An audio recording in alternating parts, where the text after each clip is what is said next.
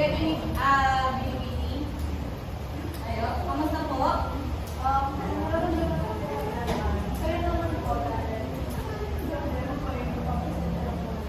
Masaya raw po si Rachel. Sige, sino pa? Kamusta naman po about sa Joanna? Anong nararamdaman ngayong araw, ngayong oras na ito? Ang nararamdaman po ngayon ay init. Pero masaya naman po tayo. Dahil po, buti tayo dito. Maraming salamat. Lahat naman tayo ay nakakaramdam ng pagod, ngunit matatapos din ito ngayong araw, no? Sige? Para sa ating layunin ngayong araw ay inaasahan ko yung mga mag-aaral ay matutunghayan natin ang Kabanata 15 mamaya. Sige, pakibasa nga po ang layunin ngayong araw. Epondo. Layunin, kognitibo. Naiisa ang mga kaisipang hinggil sa mga isyong panlipunan, pakikinggan sa mga dialogo ng kahukan sa kabanata. Sige, sumunod. Winston.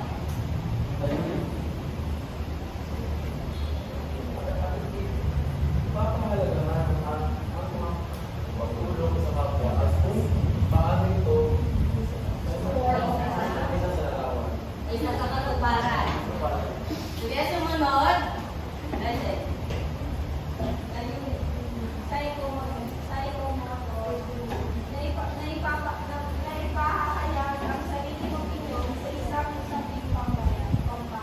Naiintindihan po ba ang layunin natin ngayong hapon? Ngunit bago ang lahat na magkakaroon tayo ng palaro, gusto nyo ba yun? Kung sa TV ay mayroong family feud, dito sa ating klase ay meron tayong tinatawag na gimme-gimme. Face to face. Gimme-gimme. Gimme-gimme na ang mga apo ba? Ang palaro ito ay katulad na sa family feud na pupunan nyo po yung board.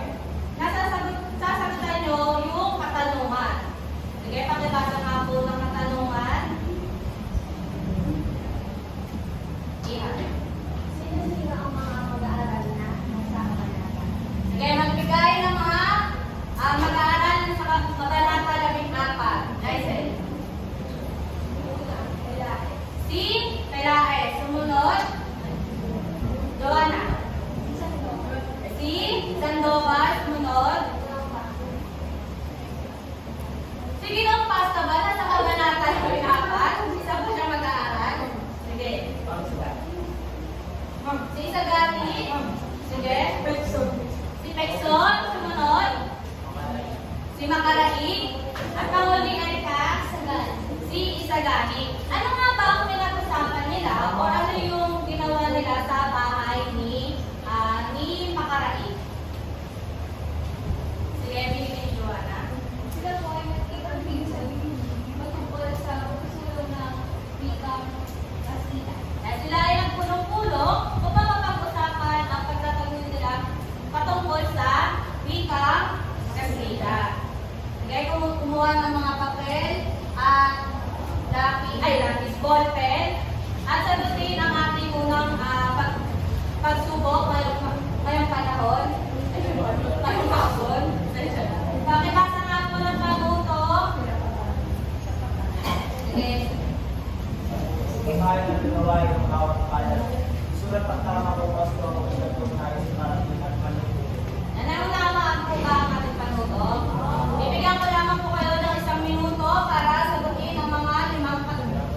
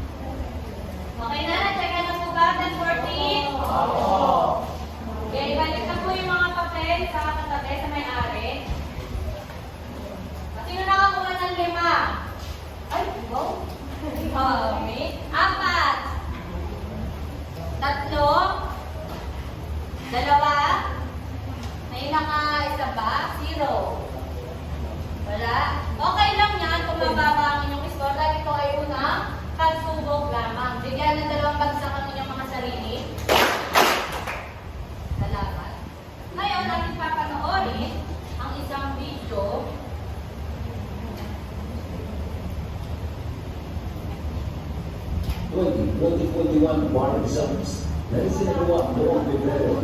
Bukod sa ito ang kauna-unahang digital exams na isinagawa ng COVID.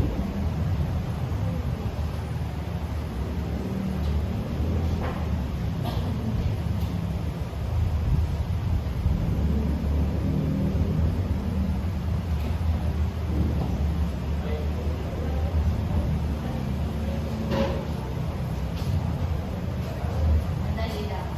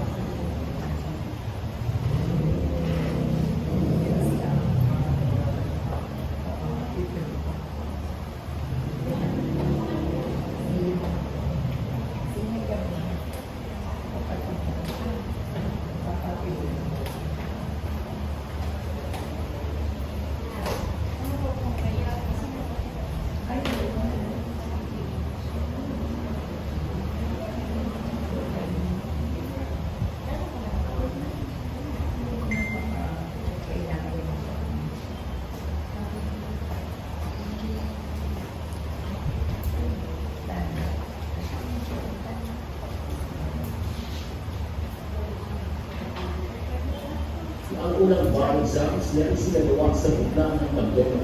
Ang matapos ang halos 2 buwan, inilabas na nga kanina ang resulta ng pagsusulit.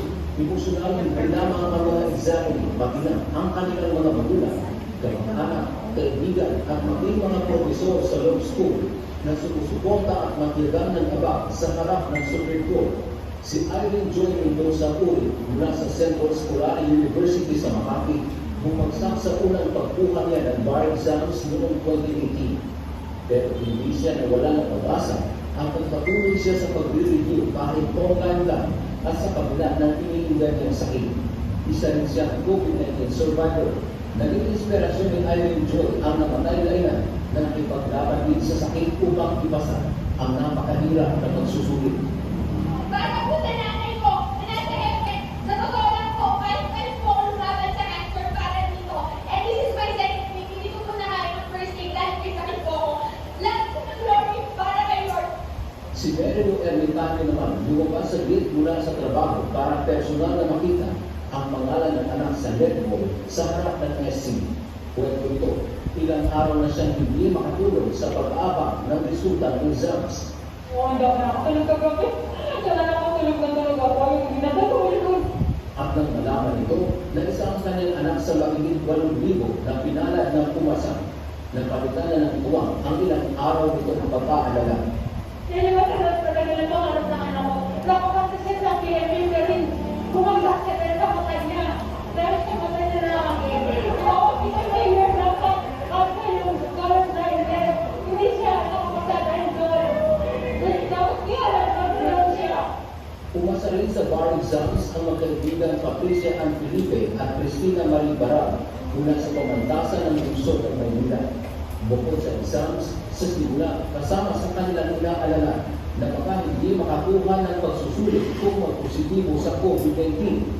Sobrang worth it po yung hirap. Kasi yung anxiety, bukod kasi din sa pag-take mo ng bar, nakakanap ako magpapasa ka sa antigen test. Pero congratulate ko rin yung mga hindi nakapag-take dahil bumagsak sila sa antigen test kasi hindi naman yung within their control. Samantala, pinatunayan ni Marie Jocelyn Moore Ay, napatungkol saan ang napanood nating video? Patungkol saan ang napanood nating video? Sige.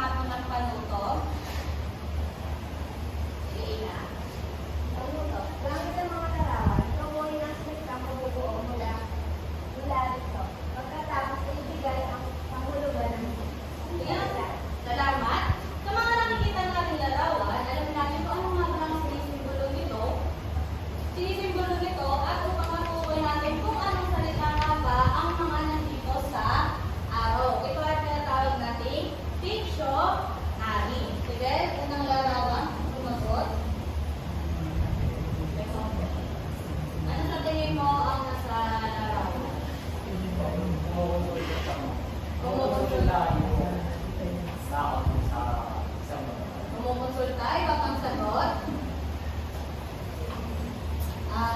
Lighted. At sa siya ay masang huni. Sige na, ano nga ba ang kahulugan ng sumanghuni? Ano nga ba ang kahulugan ng sumanghuni, Erika? Humingi ko ng kayo. Ito ay paghingi ng kayo o gabay.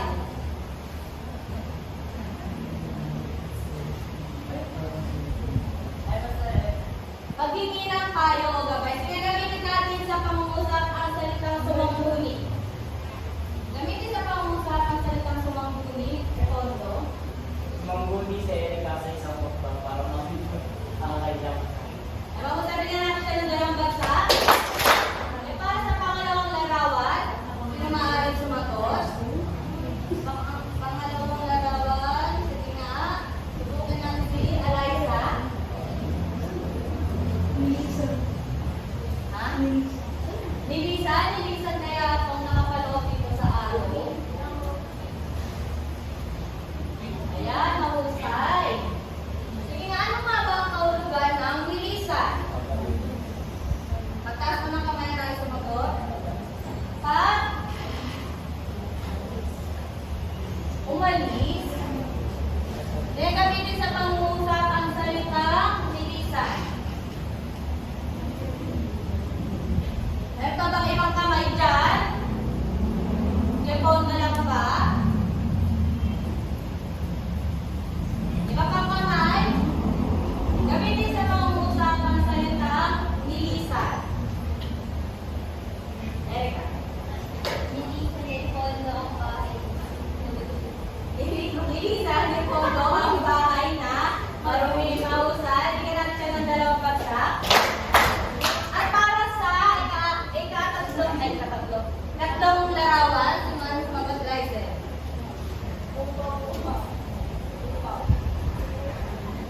Upaw nga ba?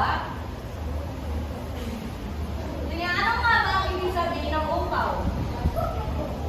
Ano nga ba ang ibig sabihin ng upaw? Yung katabi ni Luana. Walang nakakatawa sa iyo. Ito ay panot.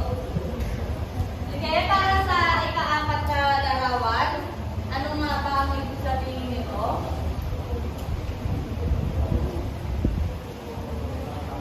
Larissa. Naupaw ka matandaan sa party. Naupaw ka matandaan sa party sa pagkakos ng mga bata.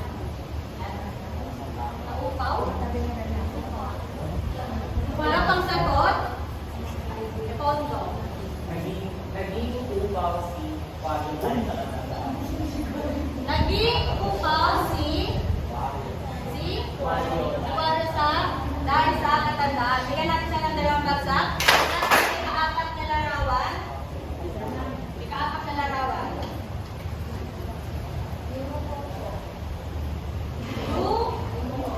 Siya ay yumukod. Ano nga ba yung sabihin ng yumukod? Ay malapit na sa sarili niya, pagkakahulugan.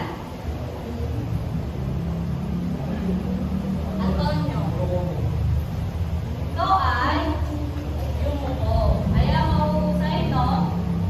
Itong mga salitang ito ay makikita natin sa kabanata 15. Kaya naman natin panoorin at pakinggan ang dalawang muling pag-aaral na sina Ginoong Wilson at si Ginoong Antonio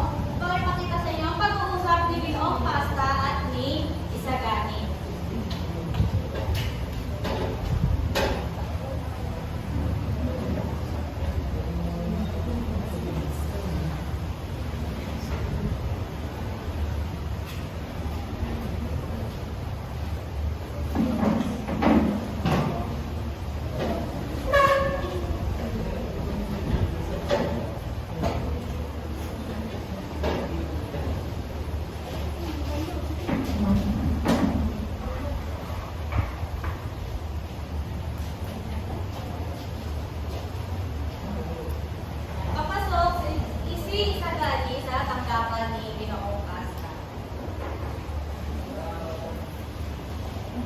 Ito pala. Opo ka. Kamusta pala yung kamay? Hindi po akong tagalala. Ano naman sa job sa akin? Naparito po pala ako para ipaalam sa inyo na ang grupo namin mga estudyante. Nagbabalak isulong ang kapatid niya. Dito kasi. Nais din po namin yung mapapagawa ng kapitalin na ngunit bago po yun, ay kailangan po ng pagsahayin ng gusto.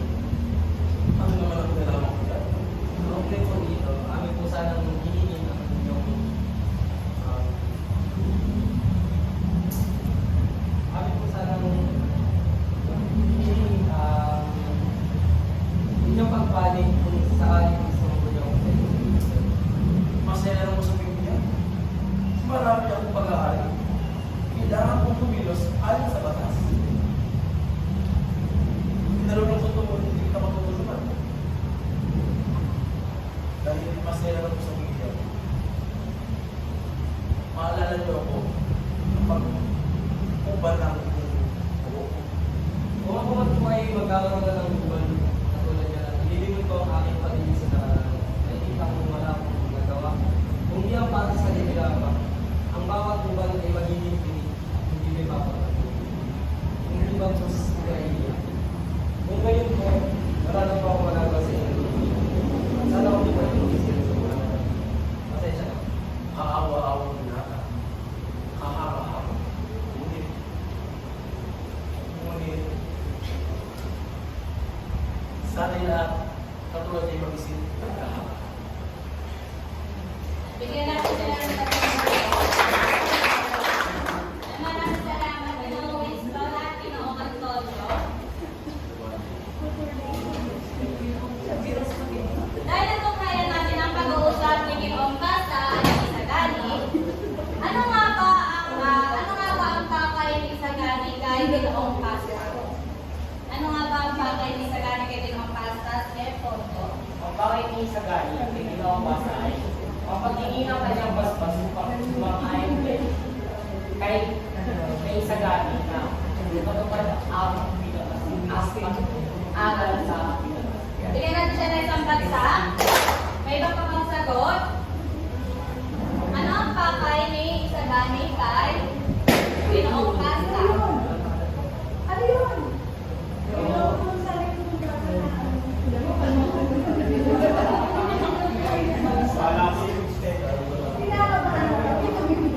Ano pa nga ba ang pakay ni Isagani kay Ginoong Casta? Iba pa? Meron pa ba? Sige, kung ikaw si Isagani, ipagpapatuloy mo pa ba ang paghingi ng tulong sa mas nakakataas sa iyo? Kung ikaw si Isagani, sige, Jared. Ngunit gagamitin ko po ng plataforma at ng mga resource para po makasakayan po siya sa gusto kong mangyari. Lalo na kung tama na at makakatulong po sa lahat. Nabigyan natin siya ng isang bagsak. Sa tingin niyo ba si Ginoong Casta ba ay may malasakit sa kapwa? Wala bang malasakit sa kapwa? Oo, wala. Meron o wala? Yung sumagot ng meron. Wala? Ano, walang sagot? Sa tingin niyo, si Ginoong Casta ba ay merong malasakit sa kapwa? Dahil dun sa pinakita natin na pag-uusap nila ni Isagani. Wala? Sige, patunayan.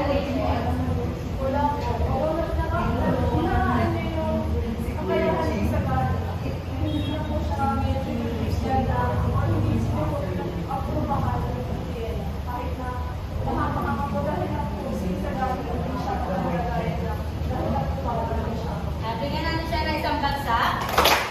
Di ba ang pakay ni Isagani kay Ginoong Casta ay patungkol sa edukasyon? Sa tingin niyo ba, ang sistema ba ng edukasyon hanggang ngayon ay epektibo pa ba? Epektibo pa ba ang sistema ng edukasyon ngayon?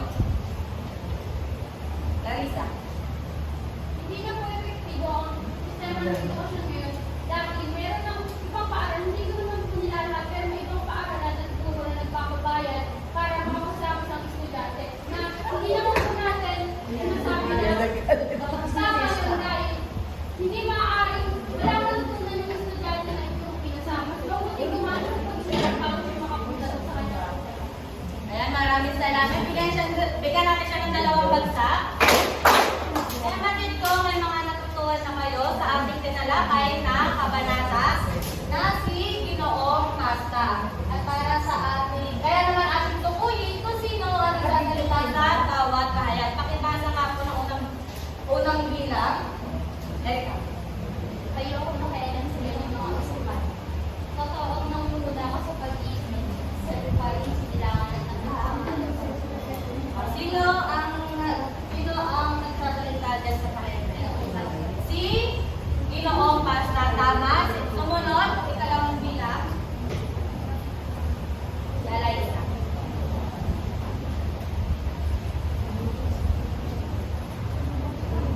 Naksan po yung boses.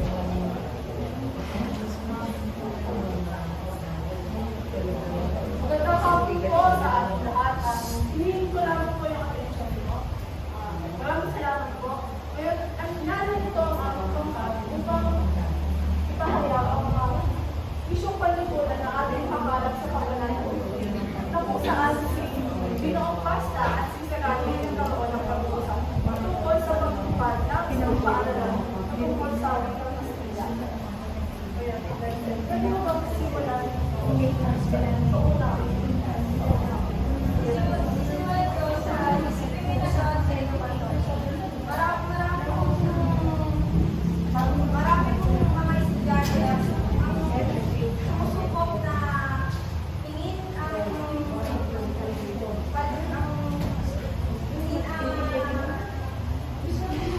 pagsakayan ng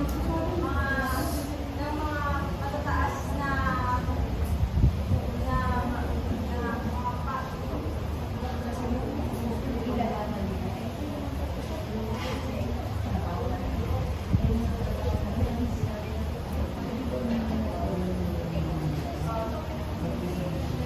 Kaya po lang sabi niya, maraming mga estudyante na humihingi ng pabor o na pagsang-ayon ng mga matataas na mga tao gaya ng mga guro, ng mga sino ang pabor na sila na naiiyan na ng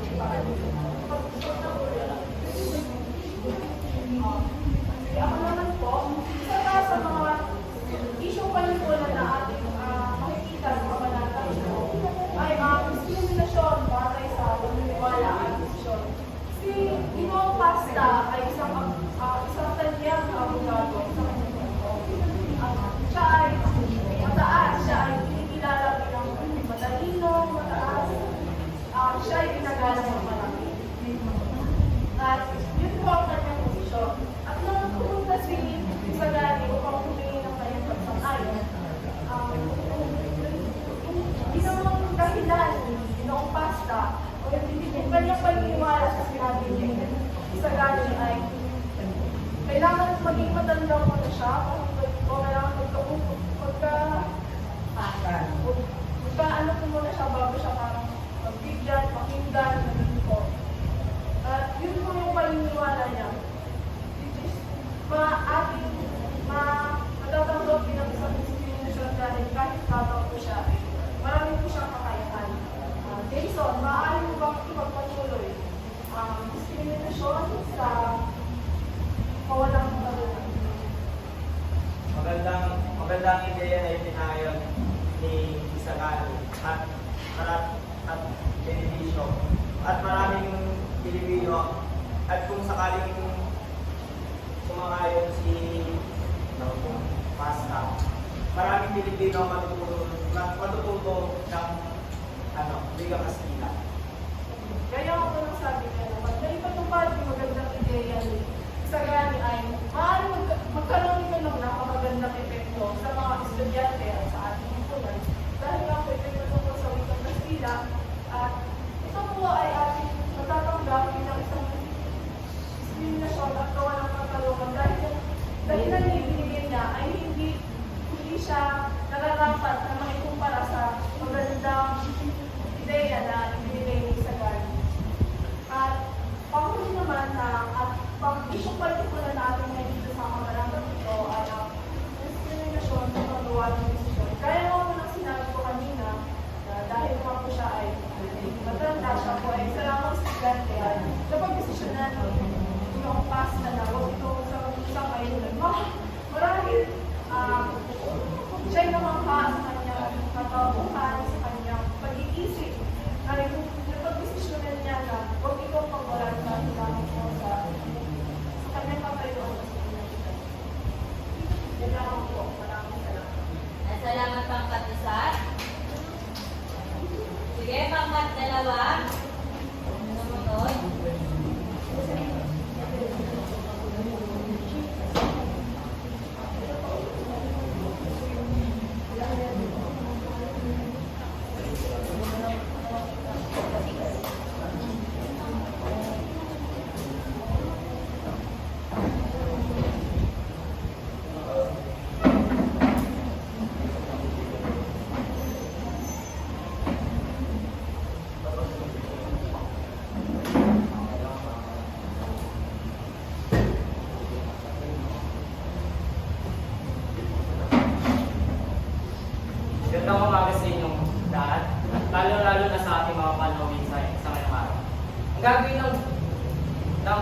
dalawa ay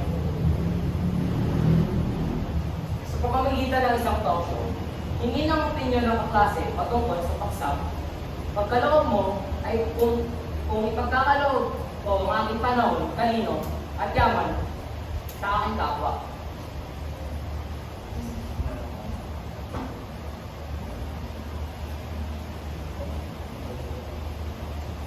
Magandang hapon mga panahon, mga kapag-aral. Ako si Winston Lee. Nandito tayo ngayon sa isang talk show na Baldila. At nandito ngayon si Fondo para ibahagi ang kanyang opinion tungkol sa paksa ipinagkaloob sa akin ng panahon at yaman sa akin.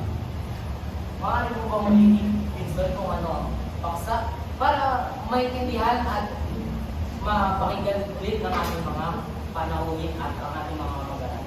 Ipagkaloob sa akin ng panahon, talino at yaman sa kapwa.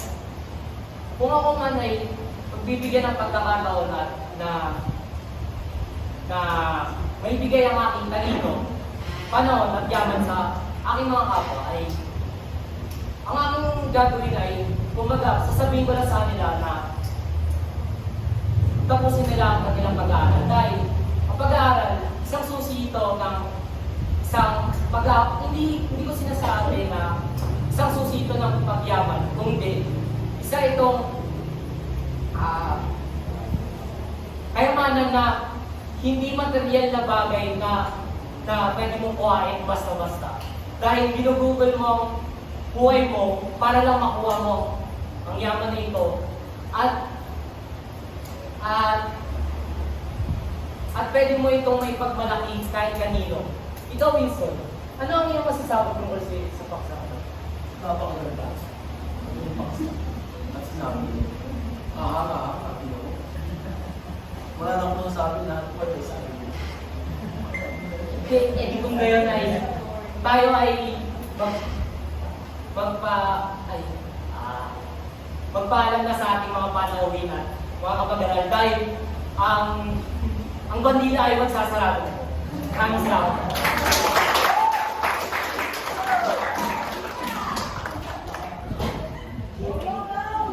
Ayan, sige. Para sa pasok, pangkatatlo. Opo na to, guys.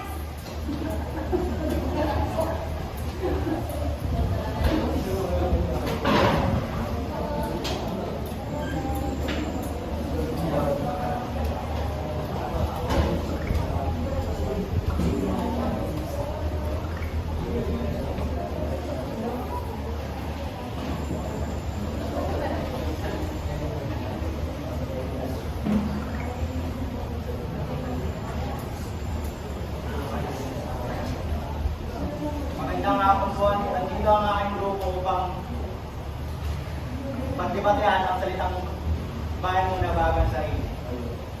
Ang usaping bayan mo na bago ang sarili, dito may totoo, sinasabi lang ng mga nakaupo upang makuha ito. Ito may totoo, sinasabi lang ng mga nakaupo upang makuha ang atensyon ng mga taong. Ngunit may pagbabago ba, sinunod mo ito alay sa mga tao. Sumasang-ayon ako. Sumasang-ayon ako dahil kung hindi mo mapapakalabahan, sino sa pagkabunan? Mapapakalabahan ang inyong bayan ay hindi mo rin mapapakalabahan ang inyong sarili.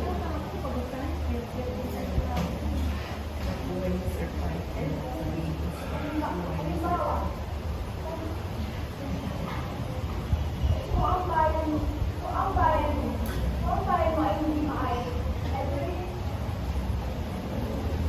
hindi maayos sa alam-alam ang iyong kaligtasan. Dahil maaaring pwede mo nangyari sa'yo na masama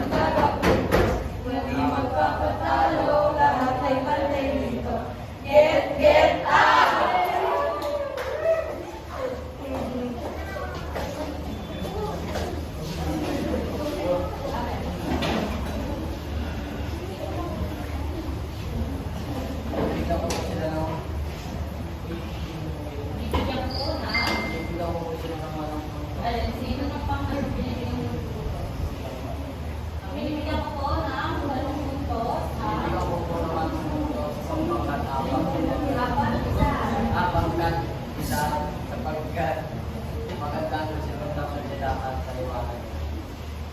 At para sa pangkat dalawa,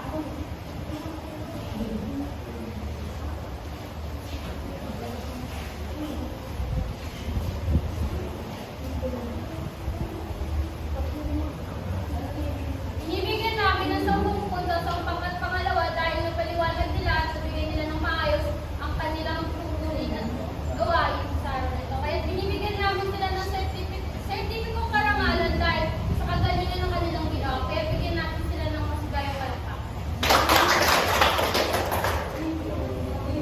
para sa pangatlong pangkat,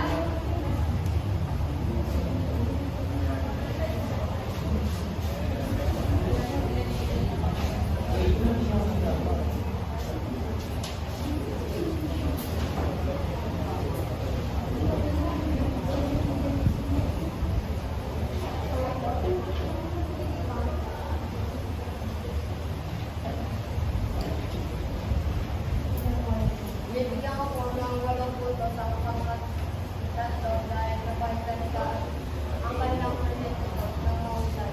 Dahil diyan bibigyan ko sila ng sertipiko at medalya.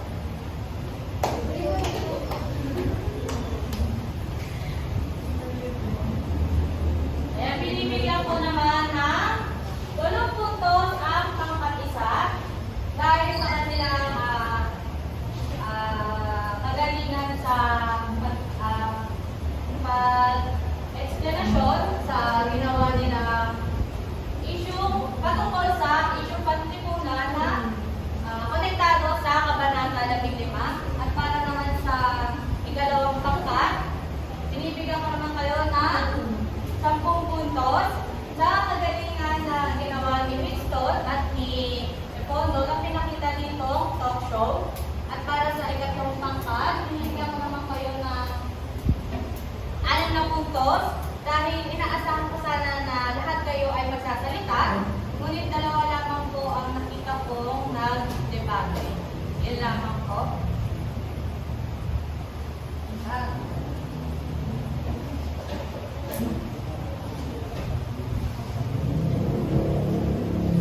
Pakibasa nga po ng ating panuto dahil kung meron sa social media ng TikTok, ay meron tayo dito sa classroom ng TikTok. Pakibasa nga po ng panuto. Sige, Epondo. Salamat. Ako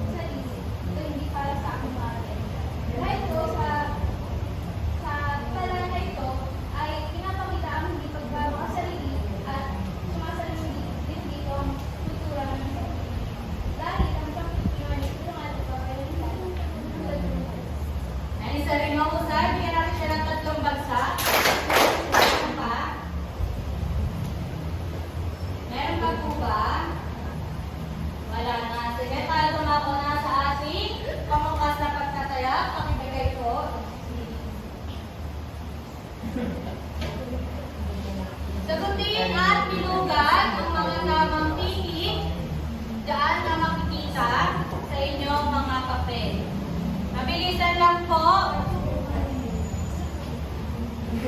Piliin at bilugan ang isip ng tamang sagot. Meron na po ba lahat?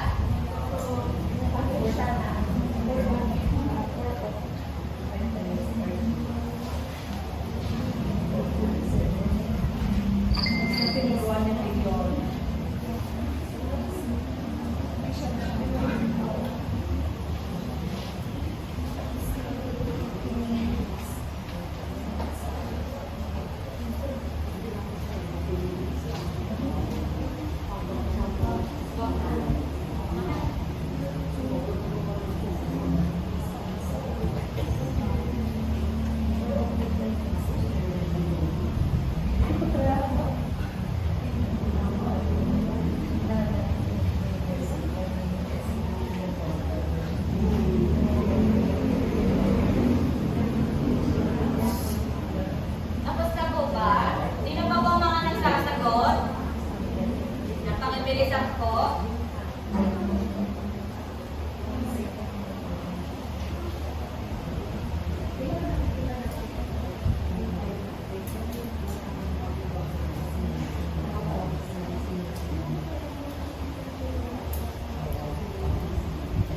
Sinong mga tapos na?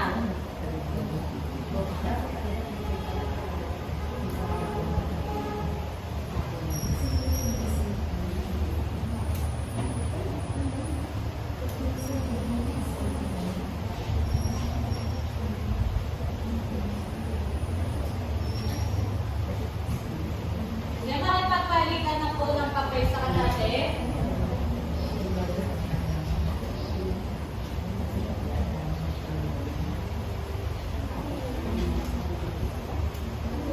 Yan, narito na po ang mga tamang sagot.